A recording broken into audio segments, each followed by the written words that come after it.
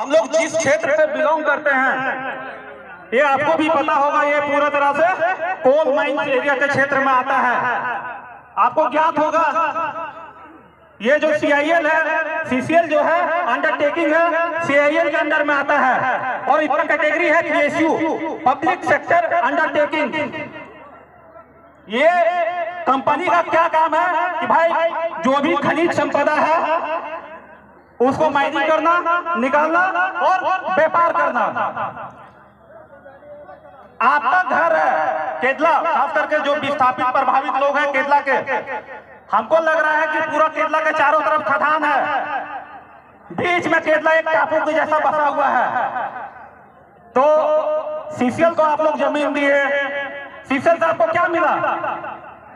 जिसका जमीन गया होगा उनको रोजगार मिला होगा। 2 एकड़ जमीन गया होगा, रोजगार मिला होगा। आपको पता है आप 2 एकड़ जमीन दे दिए और उस 2 एकड़ जमीन से CCL कितना का माइनिंग करता है? अरबों का माइनिंग करता है। और उस 2 एकड़ का जमीन में आप पूरा टेन्योर, अगर आप 30 साल 35 साल भी काम करते हैं ना, तो मुश्किल से 2 करोड़ रुपया अभी का टाइम में आप कमाइएगा। और आपका उस कोयला का खदान से, उस 2 एकड़ का जमीन से एक दिन में 2 करोड़ का कोयला बेच कर लेके जा रहा है CCL। बताइए आप कहाँ पे हैं? आप हाशिए पे हैं। आप झारखंड हाशिए पे क्यों है? क्योंकि आपके जमीनों पे ही आपका अधिकार को छीना जा रहा है। आज आप बात करेंगे 1 टन कोयला का पता है दाम कितना है? इस केदला कोयलरी का अभी रिसेंट जो ऑक्शन हुआ है 8,500 से 9,000 रुपया पर टन। और उस कोयले को कंपनी अगर बेच रही है, जैसे भी बेच रही है, तो 100 टन में सीधे व्यापार करता है 9 लाख 10 लाख रुपया का। और आप कहां पे हैं? आप व्यापारी बन पाए क्या? अगर कोयला का खदान आपका जमीन में है, कोयला आपको, ठीक है, गवर्नमेंट एक नॉर्म लाई है कि भाई खनिज संपदा जो है वो सरकार का अधिकार है, हम मानते हैं। अगर आप रैयत है, विस्थापित है, प्रभावित है, आपका जमीन जल गया, आपको नौकरी दे दिया, लेकिन जो बाकी प्रभावित हैं उनको क्या मिला? क्या सरकार को ये नहीं सोचना चाहिए कि भाई जिसका जमीन चला गया है उसको तो नौकरी दे दी है, लेकिन जो प्रभावित है, विस्थापित है, कोयला का व्यापार में आरक्षण क्यों नहीं दे रहा है कंपनी? या फिर सरकार इस ओर क्यों नहीं पहल कर रही है? पहल करना होगा। अगर आप जब तक अपने अधिकारों के प्रति जागरूक नहीं होइएगा तब तक आपको अपना अधिकार नहीं मिलेगा। अगर अभी तक का जो बात है, आप लोग नाम सुने होंगे CTO, कंसेंट टू ऑपरेट, ये परमिशन कौन ग्रांट करता है? State government. अगर किसी तरह से यहाँ फॉरेस्ट क्लियरेंस चाहिए होगा या फिर पॉल्यूशन का क्लियरेंस चाहिए होगा, ये चारों तरफ से अगर कोई उसको परमिशन ग्रांट करेगा, वो कौन करेगा?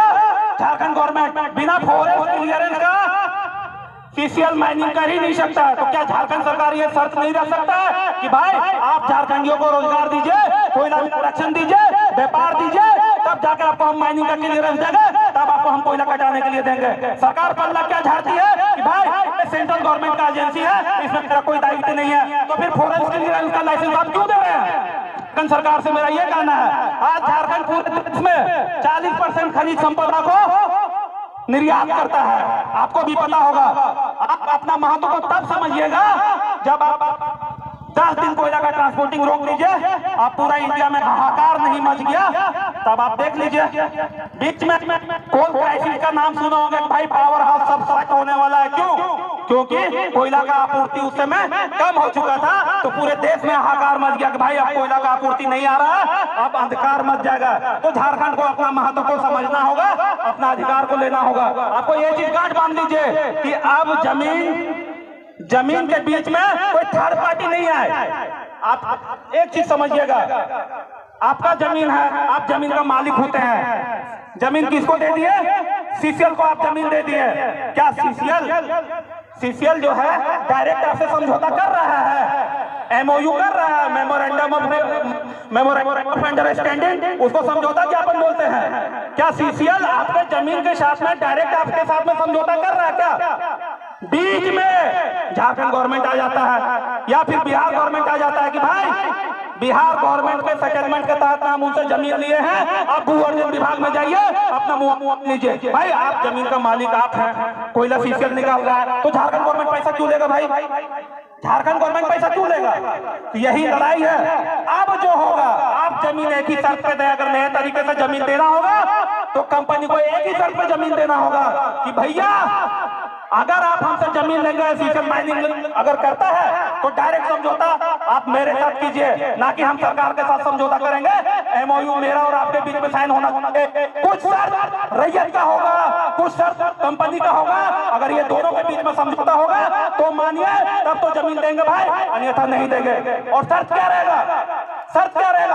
आप मालिक हैं तो आप मालिक बने रहिए, नौकर बनने का प्रयास कीजिएगा। क्या आप तो एकड़ जमीन का मालिक थे, पता चलता आपको नौकरी दिया, ऑफिस में जाके झाड़ू लगा रहे हैं, पोछा लगा रहे हैं, क्या यही दिन के लिए लगा रहे हैं? क्योंकि एक सही नीति नहीं रहने के वजह आज झारखंड बेबस है, मजबूर है, लाचार है। तो ये नीति बनाना होगा कि भाई आप जमीन देंगे, जमीन के बदले हिस्सेदारी देंगे, हिस्सेदारी लेंगे, और जो रैयत विस्थापित प्रभावित है उनको नौकरी या जैसे भी होगा रिजर्व करना होगा। कंपनी के साथ में यही समझौता होगा, मेरा और आपका जो भी होगा 5%, 10%, 20% उसमें हिस्सेदारी का बात करेंगे। बाकी जो जिसका विस्थापित है, प्रभावित है, जिसका बाल बच्चा, आपके पास रिसोर्स है, लेकिन आपका बेटा पता चलेगा बेंगलोर में जाके काम कर रहा है। क्यों भाई? और यहाँ का इंजीनियर पता है कहाँ का है?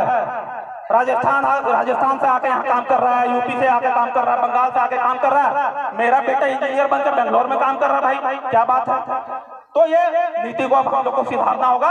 और अगर शर्त पे सीसीएल और रैयत हम लोग का शर्त उतरता नहीं है, डिमांड वही रहेगा, मेरा हिस्सेदारी रहेगा, बाकी रैयत विस्थापित को 75% में आप रिजर्व कर दीजिए, हम मान लेंगे।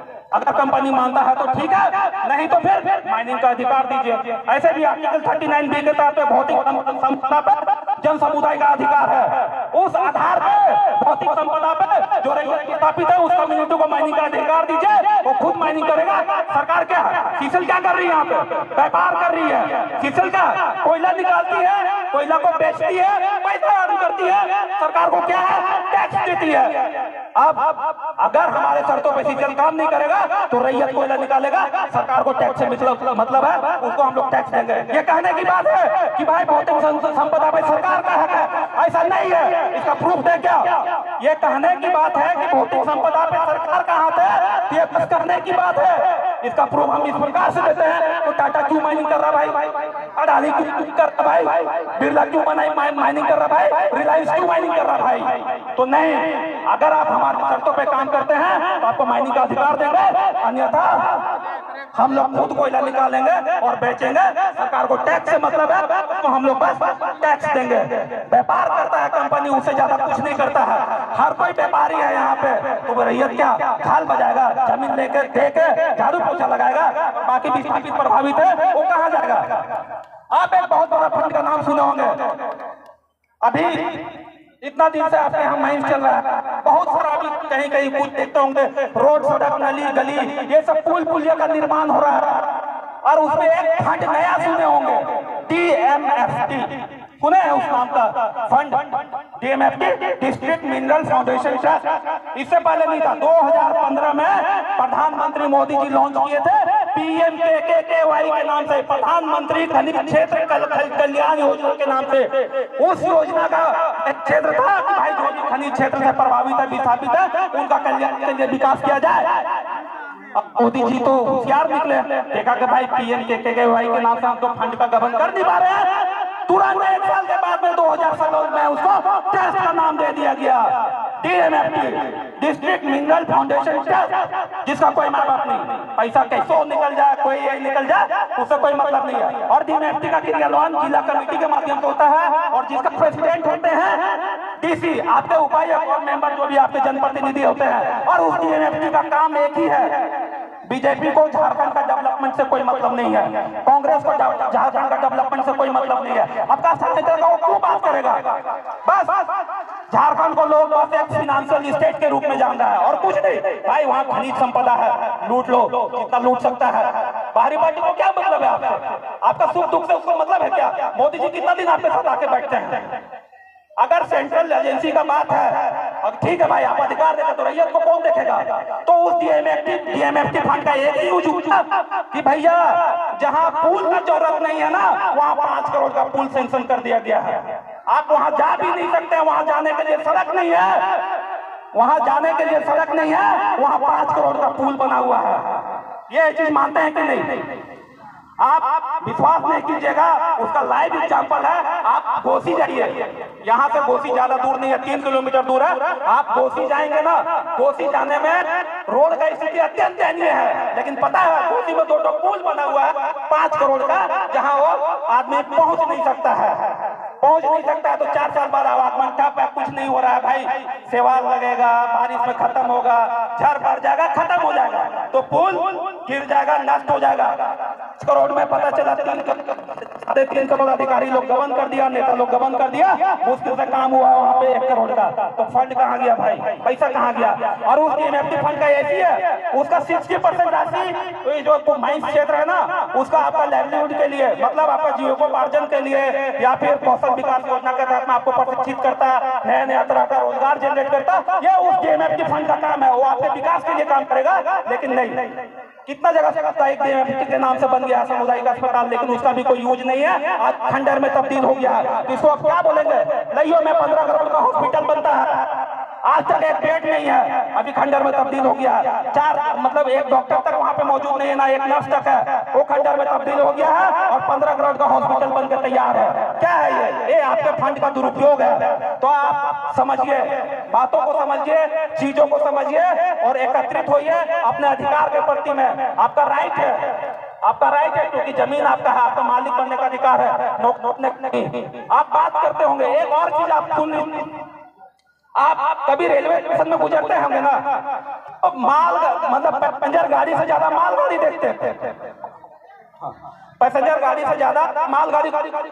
अब पता है रेलवे का जो रेवेन्यू जनरेट, आप तो जानते हैं भाई, झारखंड से पूरा 40% खनिज तो क्या होता कौन है? रेलवे से होता है। तो रेलवे का 40% कहाँ से आ रहा है? झारखंड से आ रहा है। आप गूगल में सर्च मार दीजिए कि धनबाद रेल मंडल है, वो ऐसा रेल मंडल है जो रेलवे को सबसे ज्यादा अर्निंग देता है। तब सोच, ये हमारे जो सेंट्रल मिनिस्ट्री के लोग हैं, या फिर जो हमारे सांसद हैं, विधायक हैं, ये आवाज नहीं उठा सकते हैं कि भाई रेलवे में आरक्षण दिया जाए। रेलवे में आरक्षण की बात कौन करेगा? अगर रेलवे मेरे यहाँ से 40% रेवेन्यू जनरेट कर रहा है, अपना अर्निंग का 40% तो कमा रहा है, तो क्या ये झारखंडियों का दायित्व नहीं है, या झारखंडियों के प्रति जवाबदेही नहीं है कि भैया इनको वहां पे रोजगार दिया जाए? बातें बहुत सारी है, समय का अभाव है, बहुत सारे वक्ता है, और सबको धन्यवाद, आभार, जोहार, बहुत बहुत